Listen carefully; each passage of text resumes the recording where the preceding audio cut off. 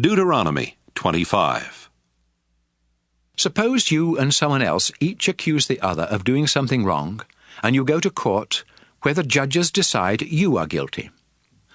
If your punishment is to be beaten with a whip, one of the judges will order you to lie down, and you will receive the number of lashes you deserve. 40 lashes is the most that you can be given, because more than that might make other Israelites think you are worthless. Don't muzzle an ox while it is threshing grain.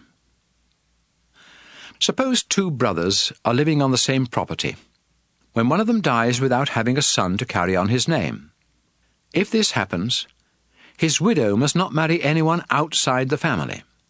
Instead, she must marry her late husband's brother, and their first son will be the legal son of the dead man. But suppose the brother refuses to marry the widow. She must go to a meeting of the town leaders at the town gate and say, "My husband died without having a son to carry on his name, and my husband's brother refuses to marry me so I can have a son." The leaders will call the living brother to the town gate and try to persuade him to marry the widow. But if he doesn't change his mind and marry her, she must go over to him while the town leaders watch. She will pull off one of his sandals and spit in his face, while saying, "That's what happens to a man who won't help provide descendants for his dead brother." From then on, that man's family will be known as the family of the man whose sandal was pulled off.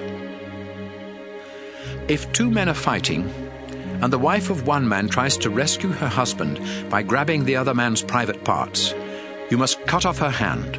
Don't have any mercy.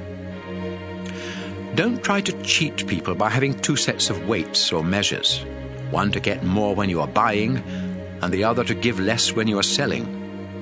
If you weigh and measure things honestly, the Lord your God will let you enjoy a long life in the land he is giving you.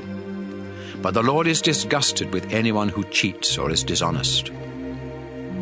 People of Israel, do you remember what the Amalekites did to you after you came out of Egypt?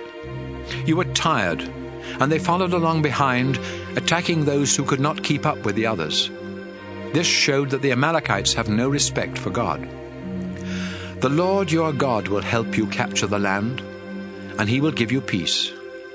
But when that day comes, you must wipe out Amalek so completely that no one will remember they ever lived.